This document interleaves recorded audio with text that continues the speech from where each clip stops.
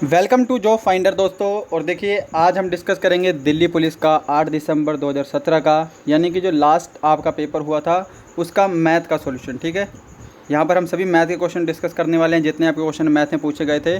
और देखिएगा जो पहले पेपर हुआ था आपका दिल्ली पुलिस का, उसके अंदर जो क्वेश्चन का लेवल आया था मैथ का, वो आसान लेवल आया था। ठीक है, और 4 साल पहले की बात भी हो गई है, 2017 की बात हो गई है, 3 साल पहले की बात। तो 3 साल में और अब में बहुत फ़र्क है लेवल का।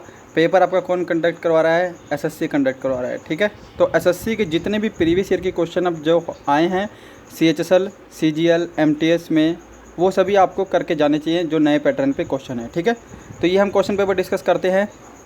और देखिए इस बार आपके एग्ज़ाम में नेगेटिव मार्किंग भी होगी 1/4, तो उसका भी ध्यान रखेंगे। तो चलिए अपना वीडियो स्टार्ट करते हैं। पहला क्वेश्चन ये पूछा गया था, ये 8 दिसंबर मॉर्निंग शिफ्ट का पेपर है हमारा मैथ का। तो देखिए इस क्वेश्चन को हम कैसे सोल्व करेंगे। यहाँ पर आप देख रहे हैं, यहाँ पर जो साइन है यहाँ पे माइनस का साइन है। ठीक है, तो इस माइनस को हम पॉजिटिव बनाने के लिए इसको हम अपोजिट कर देते हैं। इसको मैं 5/7 लिख सकता हूँ। ठीक है, और इसकी पावर कितनी हो जाएगी हमारी? 1/2 हो जाएगी। यहाँ से ये माइनस हट जाता है। ठीक है, अगर हम इसको उल्टा कर दें। ओके, फिर यहाँ पे हमारा साइन गुणे का है, फिर से हमारा अगला है 5/7 और यहाँ पे कितना है? 1/2 है। अब आपको अलजेब्रा की एक छोटी सी फॉर्म पता होगी कि जब बेस समान हो, ठीक है, तो उनकी जो पावर होती हैं वो होती है आपस में जुड़ जाती हैं जब बीच में साइन गुणा का होगा। ठीक है, तो देखिएगा बेस समान है और पावर इनकी ऐड हो जाएंगी। 1/2 और 1/2 मिलाकर कितना हो जाएगा? 1 हो जाएगा, है ना। तो यहाँ पे हो जाएगा हमारा 5/7, बेस सेम है और इसकी पावर क्या हो जाएगी? 1 हो जाएगी। तो यानी कि आंसर हमारा क्या होगा? 5/7 होगा। तो ऑप्शन जो ए था ये आपका बिल्कुल करेक्ट आंसर होगा इसमें। ठीक है, बढ़ते हैं नेक्स्ट पे। और देखिएगा आप चाहे तो इसका खुद भी टेस्ट लगा सकते हैं, कॉपी पेन लेकर बैठ सकते हैं या फिर इनका स्क्रीनशॉट आप खुद ले सकते हैं। नेक्स्ट क्वेश्चन आपको पूछा था 1 से 30 तक कितनी अभाज्य संख्याएं हैं। तो बहुत सिंपल क्वेश्चन है। अभाज्य संख्याएं वे संख्याएं होती हैं जो कि या तो अपने पहाड़े पर भाग होती हैं या फिर एक पर भाग होती हैं। और 1 से लेकर 30 तक कितनी अभाज्य संख्याएं हैं, तो इसके लिए आपको अभाज्य संख्याएं लिखनी पड़ती हैं। तो देखिएगा लिखते हैं 2, 3, 5, 7, 11, 13, 17, 19। ठीक है, 19 के बाद क्या होगा? 23 होगा, 24, 25, 26, 27, 28। इसके बाद हमारा 29 है जो किसी पर नहीं कटता है। ठीक है, अब इनको देख लो कितने हैं ये? 1, 2, 3, 4, 5, 6, 7, 8, 9 और एक ये 10। तो टोटल जो है 10 अभाज्य संख्याएं हैं 1 से लेकर 30 तक। ओके, तो ये क्वेश्चन आपको ऐसे सॉल्व करना था, आगे एग्जाम में आ सकता है तो आपको ऐसे ही सॉल्व करना है। नेक्स्ट क्वेश्चन है आपके सामने, यदि एक संख्या के 6/5 का, 4/5 का, 2/3 240 के बराबर है तो उस संख्या का मान क्या होगा। तो करते हैं सॉल्यूशन। तो देखिएगा माना वो संख्या x होगी, x का कितना है? 6/5। का मतलब गुणा होता है का, 4/5 का 2/3। ठीक है, ये कितना है? 240 है। ओके, तो देखिएगा इसको कैंसिल करेंगे। 6 चौका कितना होता है? 24 होता है ना। 24 से ये कटेगा 10 टाइम में। ठीक है, फिर 2 से कैंसिल करूँगा, 2 पंजे 10 हो जाएगा। अब ये इधर जाके इधर मल्टीप्लाई हो जाएगा आपस में। तो 5 पंजे 25, 25 तिया कितने होते हैं? 75, और 75 तिया कितने 75 पंजे कितने होंगे? 375। ठीक है, तो 375 इसका करेक्ट आंसर होगा, जो कि आपको दे रखा है यहाँ पे ऑप्शन सी में। ठीक है, बढ़ते हैं नेक्स्ट क्वेश्चन पे। नेक्स्ट क्वेश्चन है आपके सामने, 3, 4 तथा 5 से पूर्णतः विभाजित होने वाली 3 अंकों की सबसे बड़ी संख्या क्या है। तो ऐसा क्वेश्चन अगर आपको सोल्व करना हो तो सबसे पहले आपको इनका एलसीएम लेना होता है। तो यहाँ पर देखेंगे हम 3, 4 और 5, इनका एलसीएम कैसे लेंगे। तो देखिए 3 और 4 का एलसीएम तो मुझे पता है क्या है? 12 है। ठीक है, अब एक संख्या ऑड है, एक संख्या इवन है, तो इनका एलसीएम क्या होगा? इनका मल्टीपल होगा। 12 गुणा 5 कितने होते हैं? 60 होते हैं। तो इनका जो एलसीएम आएगा वो कितना आएगा? 60 आएगा। ठीक है, और 60 को अगर 60 ऐसी संख्या है जिससे 960 पूरी तरह भाग हो रहा है, और कोई भी 60 से पूरी तरह भाग नहीं होगा। ओके,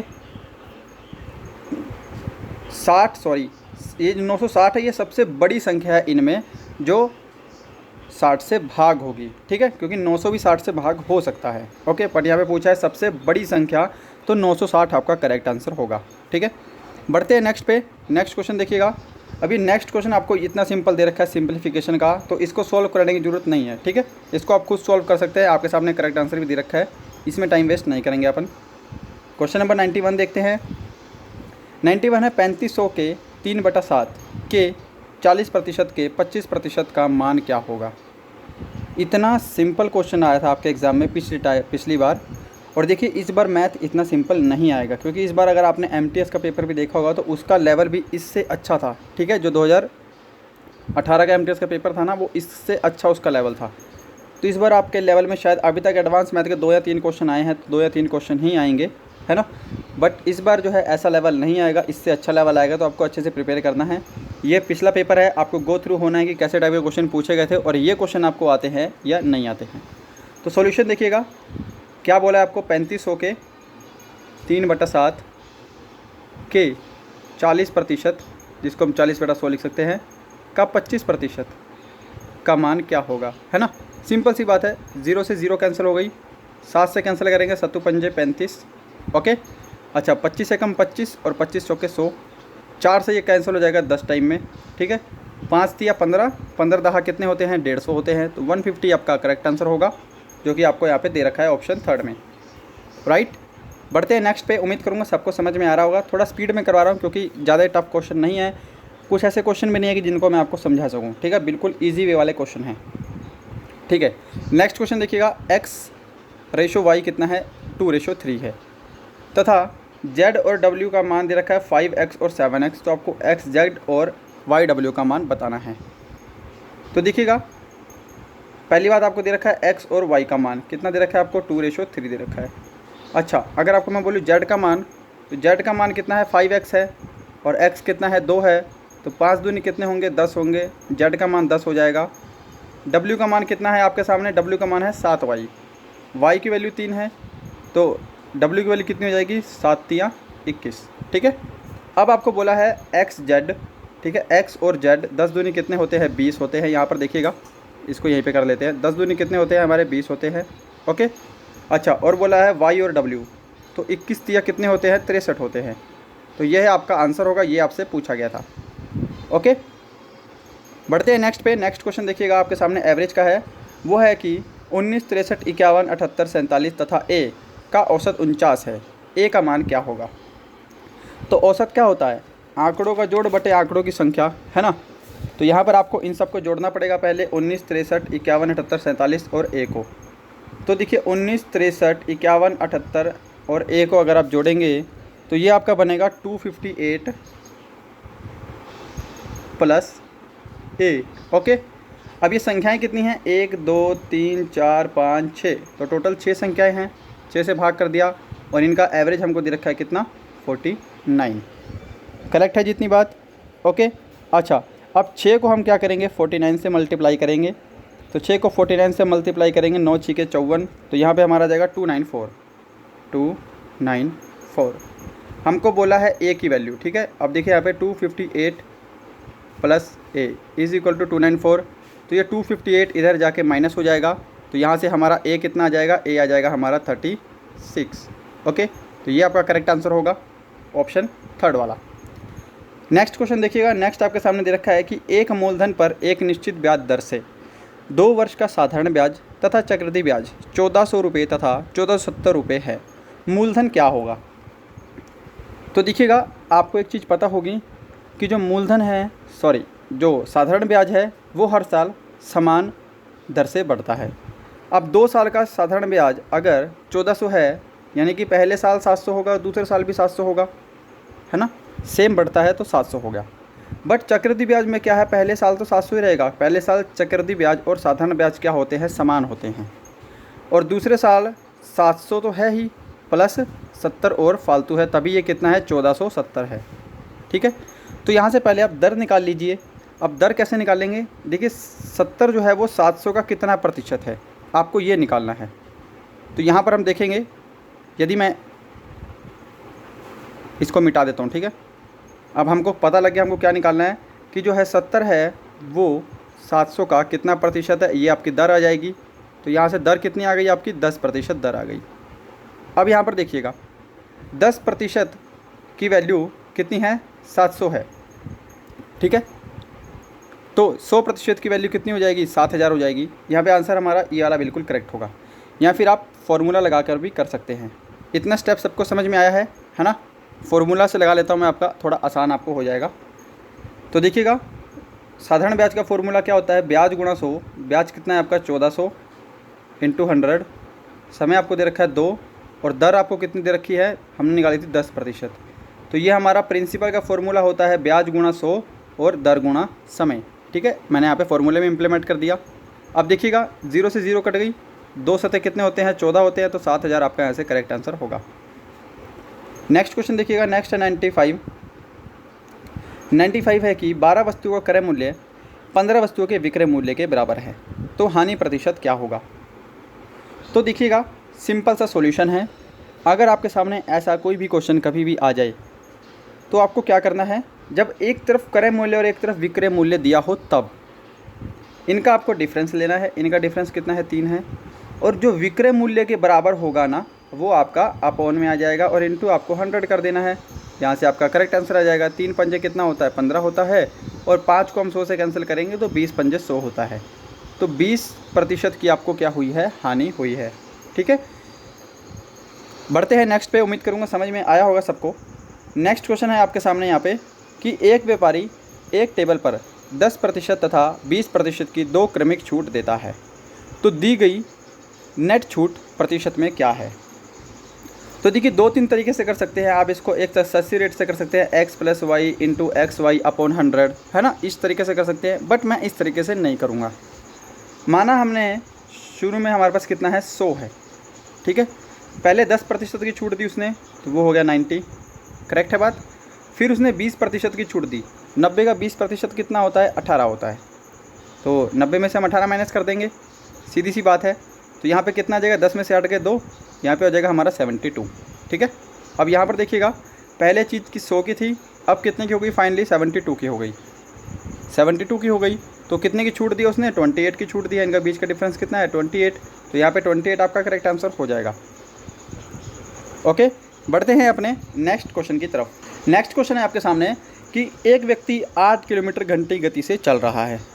प्रत्येक किलोमीटर के पश्चात वह 6 मिनट का विश्राम लेता है, तो 8 किलोमीटर की दूरी तय करने में वह कितना समय लेगा, वो भी आपको बताना है मिनटों में। ठीक है, तो इसको ऐसे कर देते हैं। उम्मीद करूँगा ऐसे भी सबको दिख रहा होगा। थोड़ा सा और जूम करते हैं, 1 मिनट। ओके, ठीक है, तो आपका समय जो है वो मिनटों में है। यहाँ पे थोड़ा सा पोर्शन कट रहा होगा, इसको एडजस्ट करना। समय जो है आपका मिनटों में बताना है। तो देखिएगा, क्वेश्चन करते हैं सोल्व। तो देखिएगा, 8 किलोमीटर की प्रति घंटे की चाल से वो अगर 8 किलोमीटर जाएगा, तो वो कितनी दूरी तय करेगा, 8 किलोमीटर प्रति घंटे की चाल से 8 किलोमीटर जाएगा, तो उसको कितना समय लगेगा, 8/8, यानी कि उसको 1 घंटे लगेंगे। 1 घंटे का मतलब क्या होता है, 60 मिनट होते हैं। करेक्ट है इतनी बात। तो यहाँ पर मैं लिख देता हूँ सीधा 60 मिनट। ठीक है, अगर वो नॉर्मल चलता तो। अब बोल रहा है कि वो प्रत्येक किलोमीटर के पश्चात 6 मिनट का विश्राम लेता है, तो यानी कि वो 7 बार रुकेगा, है ना। 1 2 3 4 5 6 7 8। ठीक है, 8 किलोमीटर वो चल रहा है, बट पहले किलोमीटर पे रुकेगा तो नहीं ना, वो जाके दूसरे किलोमीटर पे रुकेगा।